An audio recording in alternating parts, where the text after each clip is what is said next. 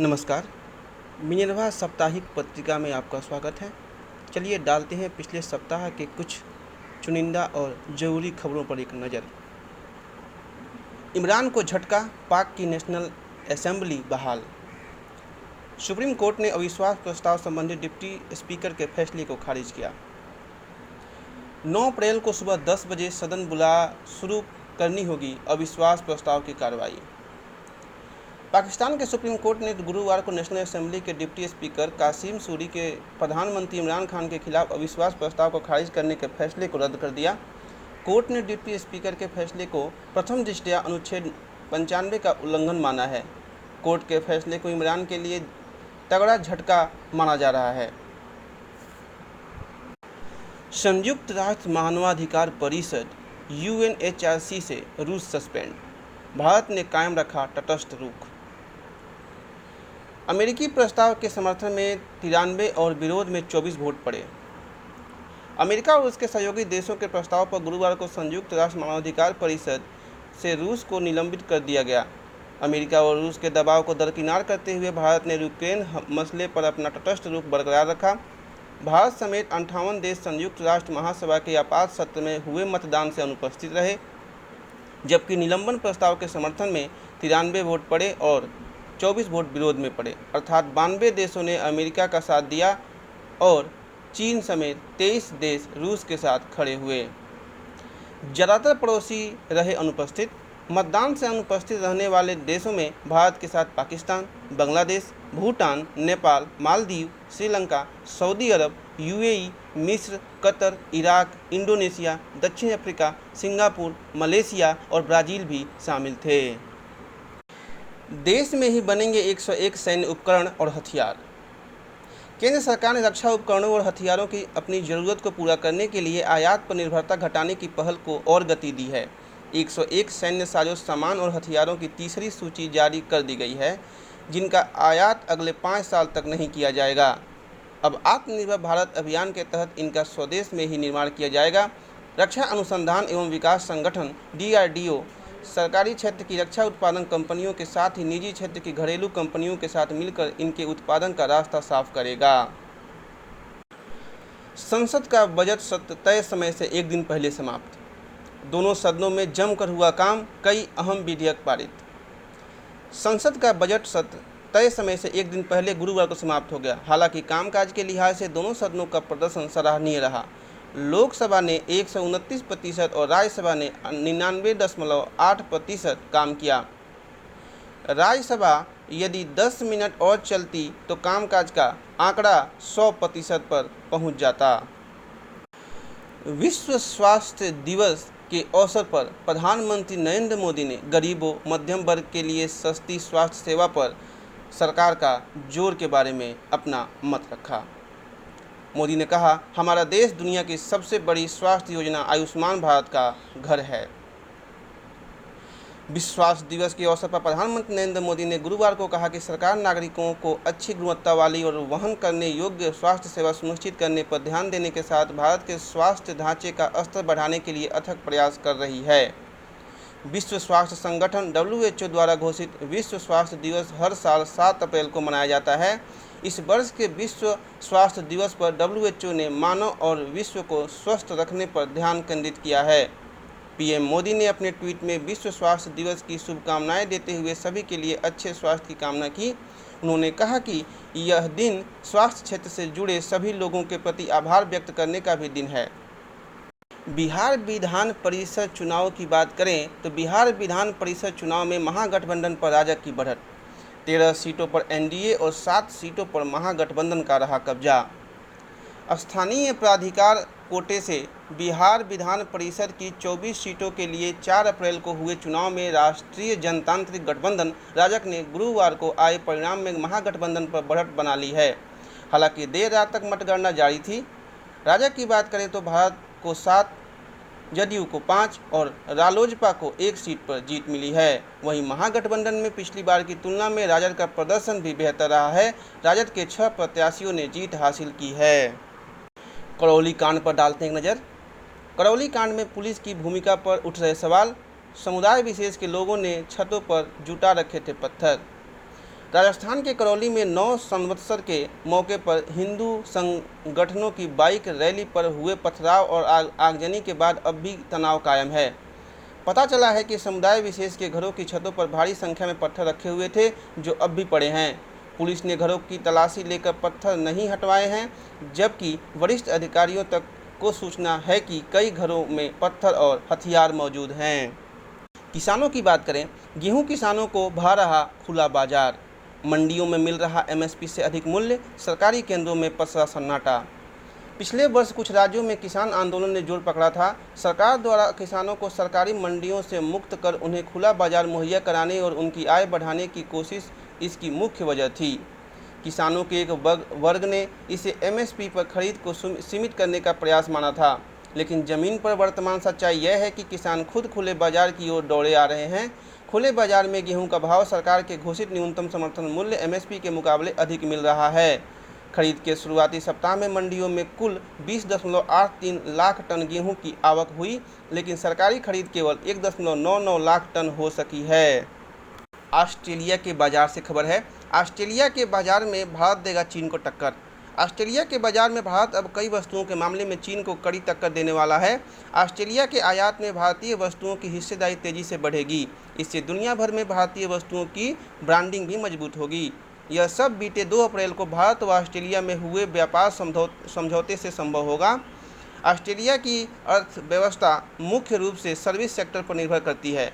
Manufacturing के मामले में वह आयात पर ही निर्भर है। वर्तमान में ऑस्ट्रेलिया के बाजार में टेक्सटाइल, लेदर, जेम्स व ज्वेलरी जैसे रोजगार परक सेक्टर में भारत की हिस्सेदारी नहीं के बराबर है, जबकि ऑस्ट्रेलिया इन सेक्टरों से जुड़ी वस्तुओं के लिए मुख्य रूप से आयात पर ही निर्भर करता है। इन सभी सेक्टर में ऑस्ट्रेलिया अपनी ज़रूरत की 60% से अधिक खरीदारी चीन से करता है। बिहार से खबर है, बेहतरी का प्रयास। राज्य सरकार शिक्षा की बेहतरी के लिए लगातार प्रयासरत है। प्रदेश में नए शिक्षकों की नियुक्ति के साथ ही उन्हें सभी सुविधाएं प्रदान करने की कोशिश की जा रही है। ऐच्छिक तबादले के बाद अब शहरी क्षेत्र के शिक्षकों को आवास भत्ता देने का भी फैसला लिया गया है। राज्य में नगर निगम, नगर पंचायत एवं नगर परिषद से 8 किलोमीटर की सीमा में स्थित विद्यालयों के सभी शिक्षकों और कर्मचारियों को यह भत्ता मिलेगा।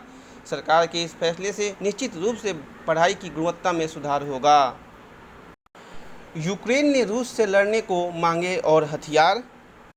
रूस से व्यापार बंद करने का प्रस्ताव सीनेट से पारित। रूस के साथ व्यापार संबंधों को पूरी तरह खत्म करने से और तेल का आयात पर रोक लगाने संबंधी प्रस्ताव अमेरिकी संसद के उच्च सदन सीनेट में पेश हो गया है। भारतीय समयानुसार देर रात यह प्रस्ताव बिना विरोध के पारित हो गया। वैसे रूस के आयात पर रोक लगाने के संबंध में अमेरिका के राष्ट्रपति जो बाइडेन एक कार्यकारी आदेश पहले ही जारी कर चुके हैं। खबर खेल के मैदान से। डिकॉक की पारी से लखनऊ सुपर जायंट्स ने दिल्ली को 6 विकेट से हराया। पीवी सिंधु और श्रीकांत क्वार्टर फाइनल में। कीवी बल्लेबाज रॉस टेलर ने अंतर्राष्ट्रीय क्रिकेट को कहा अलविदा। अपनी आखिरी पारी में 14 रन बनाकर आउट हुए टेलर, दर्शकों ने खड़े होकर रास का किया अभिवादन। और महिला विश्व कप में ऑस्ट्रेलिया ने 7वीं बार खिताब जीता। इससे पहले उसने 1978, 1982, 1988, 1997, 2005 और 2013 में विश्व कप खिताब जीता था। इस बार ऑस्ट्रेलिया ने टूर्नामेंट में अजेय रहकर विश्व कप खिताब जीता। 170 रन के साथ एलिसा हीली ने पुरुष एवं महिला वनडे विश्व कप के फाइनल में सर्वाधिक व्यक्तिगत स्कोर का नया रिकॉर्ड बनाया। उनके बाद एडम गिलक्रिस्ट 149 विश्व कप 2007, रिकी पोंटिंग 140 विश्व कप 2003 और विवियन रिचर्ड्स 138 विश्व कप 1979 का नंबर आता है। खबर अनुसंधान से। सिजोफ्रेनिया के नए आनुवंशिक लिंग का पता चला। शोधकर्ताओं के अंतर्राष्ट्रीय समूहों ने अब तक के सबसे बड़े आनुवंशिक अध्ययनों का नेतृत्व करते हुए बड़ी संख्या में ऐसे खास जीन की पहचान की है जो सिजोफ्रेनिया में अहम भूमिका निभाते हैं। विश्व स्वास्थ्य संगठन के अनुसार सिजोफ्रेनिया एक गंभीर मानसिक विकार है जो किशोरावस्था के आखिर या युवावस्था के प्रारंभ में पैदा होता है। दुनिया के प्रति 300 में से एक व्यक्ति इस बीमारी से पीड़ित है। इस बीमारी में भ्रम, मतिभ्रम और अन्य संज्ञानात्मक कठिनाइयाँ होती हैं। अंतर्राष्ट्रीय कंसोर्टियम SCHEMA की तरफ से ब्राड इंस्टीट्यूट ऑफ MIT तथा हार्वर्ड के शोधकर्ताओं के नेतृत्व में किए गए अध्ययनों के दौरान 10 जीनों में अत्यंत दुर्लभ प्रोटीन विघटनकारी म्यूटेशन की पहचान की गई। ये किसी व्यक्ति में सिजोफ्रेनिया के विकास के खतरे को बढ़ाते हैं। कई बार यह खतरा 20 गुना ज़्यादा हो जाता है। वित्त मंत्री निर्मला सीतारमण ने CA और CS के लिए खुल सकेंगे नए विश्व स्तरीय संस्थान की बात कही। CA-CS बिल पर संसद की मुहर, वित्त मंत्री ने कहा बढ़ेगी पारदर्शिता। विपक्ष का आरोप, मौजूदा संस्थानों की स्वायत्तता भंग कर रही सरकार। देश में आने वाले दिनों में चार्टर्ड अकाउंटेंट और कंपनी सेक्रेटरी के लिए भी IIT जैसे विश्व स्तरीय संस्थान खुल सकेंगे। इसकी राह बनाने वाले संशोधन विधेयक पर मंगलवार को राज्यसभा ने चार्टर्ड अकाउंटेंट्स, कास्ट एवं वर्क्स अकाउंटेंट्स तथा कंपनी सचिव संशोधन विधेयक पारित कर दिया। लोकसभा 30 मार्च को पारित कर चुकी है। खबर विदेश मंत्रालय से। खेत खलिहान से कूटनीति के मैदान तक बहुत अहम समय हुई है नियुक्ति। क्वात्रा की नियुक्ति ऐसे समय में हुई है जब भारत विदेश नीति के मामले में अति महत्वपूर्ण व संवेदनशील स्थितियों में घिरा है। पाकिस्तान में संवैधानिक संकट की स्थिति है, श्रीलंका में आर्थिक आपातकाल है और चीन हमेशा की तरह सीमा पर बहुत भरोसामंद नहीं दिख रहा। जेनेवा में तैनाती के दौरान विनय मोहन ने graduate of school of international studies से अंतर्राष्ट्रीय संबंधों पर डिप्लोमा कर शैक्षिक योग्यता के साथ कूटनीतिक समझ को भी मजबूत किया। परिवार में पत्नी पूजा और 2 बेटे हैं। साहित्यकार अच्युतानंद को मिला प्रतिष्ठित देवी शंकर अवस्थी सम्मान। साहित्यकार अच्युतानंद मिश्र को प्रतिष्ठित देवी शंकर अवस्थी सम्मान से सम्मानित किया गया। यह पुरस्कार उन्हें उनकी आलोचना पुस्तक कोलाहल में कविता की आवाज़ के लिए दिया गया। मजहबी दुस्साहस की पराकाष्ठा। भारत के दूसरे सबसे बड़े समूह में कट्टरता का इतना बड़े स्तर पर प्रसार अत्यधिक चिंता का विषय है, परंतु इस समस्या पर समग्र चिंतन का अब भी अभाव है। बीते दिनों एक सनसनीखेज वारदात में मुर्तुजा अहमद अब्बासी नामक युवक ने गोरखपुर के गोरखनाथ मंदिर पर तैनात सुरक्षा कर्मियों पर धारदार हथियार से हमला बोल दिया। IIT बॉम्बे से केमिकल इंजीनियरिंग की डिग्री प्राप्त मुर्तुजा गोरखपुर के एक पढ़े लिखे मुस्लिम परिवार से संबंध रखता है। यह कोई पहला मौका नहीं जब उच्च शिक्षा प्राप्त कोई मुस्लिम युवक ऐसी गतिविधि में लिप्त पाया गया हो। IIT बॉम्बे का ही एक अन्य छात्र शर्जिल इमाम और JNU का छात्र उमर खालिद दिल्ली दंगों में बतौर आरोपी जेल में निरुद्ध है। उत्तर प्रदेश की महत्वाकांक्षी योजना स्कूल चलो अभियान। अप दीपो भव अर्थात आप स्वयं दीपक बनो। इस संदेश के साथ श्रावस्ती से शुरू हुए स्कूल चलो अभियान के शुभारंभ अवसर पर ही की गई मुख्यमंत्री योगी आदित्यनाथ की अपील से ही निदान का वह मंत्र निकलता है जिससे परिषदीय स्कूलों का सम्मान और हर बच्चे को शिक्षा का दान मिल सकता है। मुख्यमंत्री ने अपील की है कि शिक्षक, जनप्रतिनिधि और सक्षम नागरिक यदि एक एक स्कूल गोद लेकर वहां बुनियादी सुविधाएं उपलब्ध करवाना सुनिश्चित करें तो बेसिक शिक्षा में सुधार आ जाएगा। आर्थिक संकट से जूझ रहे श्रीलंका में वित्त मंत्री बर्खास्त, विपक्ष को कैबिनेट में शामिल होने का न्योता। अपनी आज़ादी के बाद सबसे गंभीर आर्थिक संकट का सामना कर रहे श्रीलंका में राष्ट्रपति गोटाबाया राजपक्षे ने सोमवार को अपने भाई और वित्त मंत्री बासिल राजपक्षे को बर्खास्त कर दिया। साथ ही केंद्रीय बैंक के गवर्नर अजीत निवाड काबराल ने भी अपने पद से इस्तीफा दे दिया है। आर्थिक संकट से उत्पन्न कठिनाइयों की वजह से बढ़ते जनाक्रोश से निपटने के लिए राष्ट्रपति ने सभी विपक्षी दलों को एकता कैबिनेट में शामिल होने का न्योता दिया है, लेकिन उन्होंने इस आमंत्रण को ठुकरा दिया। माननीय सर्वोच्च न्यायालय ने कोरोना में अनाथ बच्चों की संपत्ति सुरक्षित रखने और पढ़ाई सुनिश्चित करने का आदेश दिया है। राज्यों को स्टेट्स रिपोर्ट दाखिल कर ऐसे बच्चों की शिक्षा की स्थिति बताने को कहा है।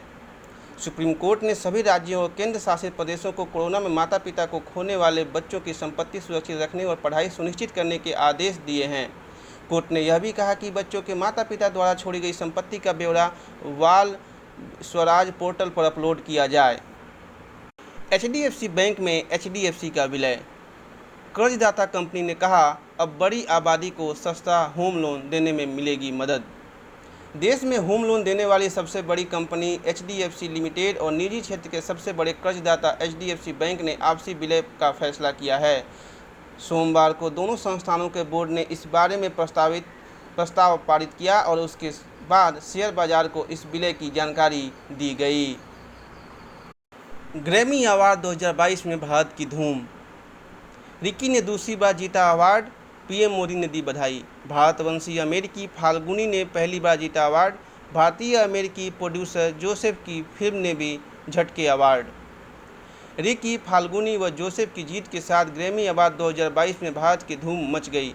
भारतीय गीतकार व संगीतकार रिकी केज ने दूसरी बार ग्रैमी अवार्ड अपने नाम किया। उन्हें यह अवार्ड डिवाइन टाइड्स नामक म्यूजिक एल्बम के लिए दिया गया। अब एक जगह मिलेंगी मोटर वाहन दुर्घटना से जुड़ी सारी जानकारियाँ। केंद्र सरकार ने सुप्रीम कोर्ट को दी वेब पोर्टल तैयार होने की जानकारी। मोटर वाहन दुर्घटना के फर्जी दावों पर भी लगेगा अंकुश। मोटर दुर्घटना के मामलों को निपटाने में अब आसानी होगी और तेज़ी भी आएगी। केंद्र सरकार ने सुप्रीम कोर्ट को बताया कि मोटर वाहन दुर्घटना मामलों के लिए ऑनलाइन वेब पोर्टल तैयार हो गया है, जिसमें मोटर वाहन दुर्घटना से संबंधित सारी जानकारियां एक जगह उपलब्ध होंगी और सभी संबंधित एजेंसियों को एक साथ अलर्ट भी मिल जाएगा। भारत 418 अरब डॉलर का रिकॉर्ड निर्यात किया है। सप्लाई चेन की दिक्कतों के बीच वित्त वर्ष 2021-22 में निर्यात के मोर्चे पर देश ने रचा नया कीर्तिमान। गत 31 मार्च को समाप्त वित्त वर्ष 2021-22 में 417.8 अरब डॉलर का रिकॉर्ड निर्यात किया। यह वित्त वर्ष 2020-21 के मुकाबले 40% अधिक है। वहीं जीएसटी संग्रह ने भी बनाया नया रिकॉर्ड।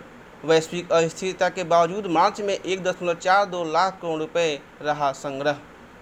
वैश्विक अस्थिरता के बीच भारतीय अर्थव्यवस्था लगातार प्रगति की राह पर बढ़ती दिख रही है। मार्च महीने में जीएसटी संग्रह जहां रिकॉर्ड 1.42 लाख करोड़ पर पहुंच गया है, वहीं पेट्रोल डीजल की बिक्री के साथ बिजली की खपत में भी वृद्धि दर्ज की गई है। हावड़ा स्टेशन के नीचे बन रहा एशिया का दूसरा सबसे गहरा मेट्रो स्टेशन।